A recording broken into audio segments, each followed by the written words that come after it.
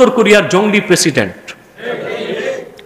আমার মনটা মাঝে মধ্যে চায় বাংলাদেশে যে আইন কানুন ঠিক হয় না, পাগলাটার এনে 1 মাস দায়িত্ব দেওয়া দরকার বাংলাদেশে।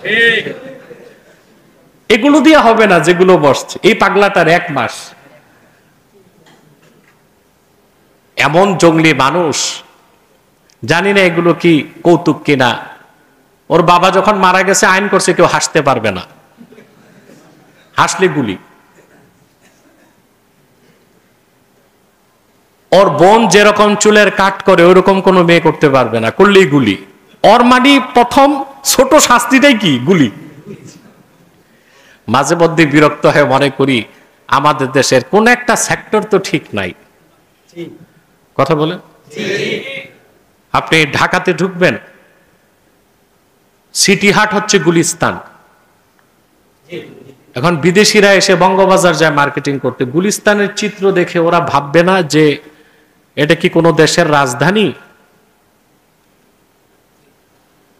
বুঝা যায় কি অবস্থা, মানুষ ফুটপাত দখল করে রাখছে, যানজটে নাকাল অবস্থা, সিটি কর্পোরেশনের বিশৃঙ্খলা, খাদ্যে ভেজাল, ওষুধে ভেজাল, আবহাওয়া দূষিত,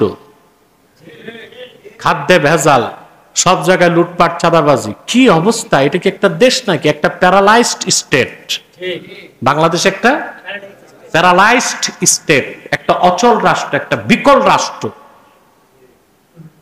10 মাস তো চলে গেছে, কি সংস্কার করলেন? কিছুই তো পারলেন না। কথা বলেন।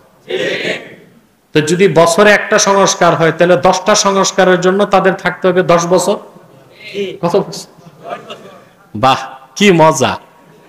নন ইলেক্টেড, অনির্বাচিত সরকার 10 বছর মন্ত্রী হয়ে ফ্ল্যাগ লাগায় দৌড়াবে, এর চেয়ে মজার কাজ আছে নাকি?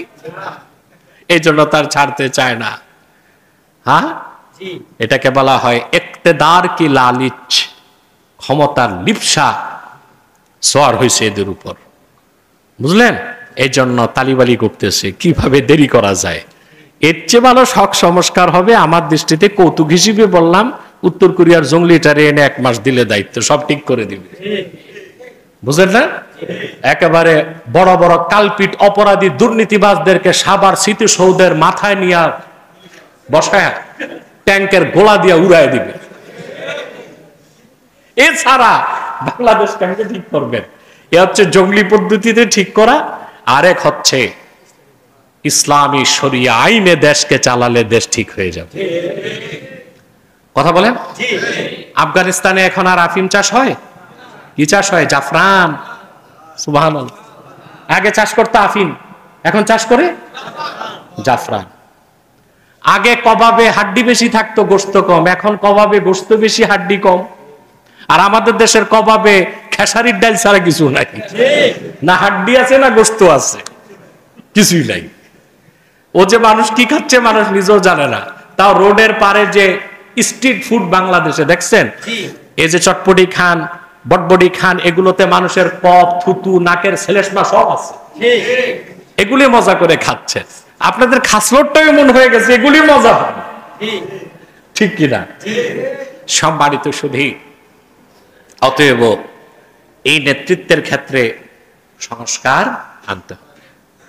কোরআন কারীমের আয়াত থেকে আরেকটা যে বিষয় আমরা স্পষ্টভাবে শিক্ষা নিতে পারি, সেটা হচ্ছে মুসলমানগণ তাদের দ্বীনি কাজে কখনো অমুসলিমদের সহযোগিতা নিতে পারে না। আল্লাহ তাআলা পরিষ্কার কোরআন কারীমে বলেছেন, লা তাত্তাখিজুল ইয়াহুদা ওয়ান নাসারা আউলিয়া বাদুহুম আউলিয়া বাদ। ইহুদি খ্রিস্টানদেরকে বন্ধু বানায় না। ইহুদি খ্রিস্টান পরস্পরের বন্ধু, কোনদিন মুসলমানের বন্ধু হইতে পারে না। এই জন্য কাফের মুশরিক বেঈমান তাদের কোনো সহযোগিতা দুনিয়াবি ক্ষেত্রে নেওয়া গেল, দ্বীনের কাজে নেওয়া যাবে না। হযরত জাবির রাদিয়াল্লাহু তাআলা বর্ণনা করেন, ওয়ারাওয়া জাবির রাদিয়াল্লাহু তাআলা আনহু আন্নান নবিয়্য সাল্লাল্লাহু আলাইহি ওয়াসাল্লাম লাম্মা আরাদা আল খুরুজ ইলা উহুদ জাআহু কওমুম মিনাল ইয়াহুদ। রাসূলুল্লাহ সাল্লাল্লাহু আলাইহি ওয়াসাল্লাম যখন উহুদ যুদ্ধে রওনা হবেন, ইহুদিদের একটি দল এসে আল্লাহর হাবিব সাল্লাল্লাহু আলাইহি ওয়াসাল্লামের কাছে অনুরোধ করলেন, নাসিরু মাআকা ইয়া রাসূলুল্লাহ সাল্লাল্লাহু আলাইহি ওয়াসাল্লাম, আমরা আপনার সাথে উহুদে যুদ্ধে যেতে চাই।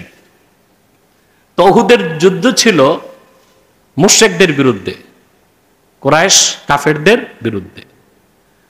আর আল্লাহ রাসূল সাল্লাল্লাহু আলাইহি ওয়াসাল্লামের সাথে যুদ্ধে যেতে চাইলো ইহুদিরা। কথা বুঝেন? আল্লাহর হাবিব সাল্লাল্লাহু আলাইহি ওয়াসাল্লাম তখন বললেন, ইন্না লা নাস্তাঈনু আলা আমরিনা বিল মুশরিকিন, কখনো আমরা আল্লাহর দ্বীনের স্বার্থে আমাদের দ্বীনি কাজে মুশরিকদের থেকে সহযোগিতা নিতে পারি না। আল্লাহ রাসূল সাল্লাল্লাহু আলাইহি সাল্লাম উহুদ যুদ্ধে যাওয়ার সময় ইহুদিদের সহযোগিতাকে প্রত্যাখ্যান করেছেন। অতএব আল্লাহ রাসূল নবীগণের মাথার তাজ, আখিরি নবী মুহাম্মদ মুস্তাফা সাল্লাল্লাহু আলাইহি ওয়াসাল্লামের ১৫০০ বছর পরের ঈমানদার উম্মত হিসেবে আমাদের জন্য নীতি হবে এটা, আমরা দ্বীনি স্বার্থে দ্বীনি কাজে কাফের মুশরিক বেঈমানদের সহযোগিতা নিতে পারি না।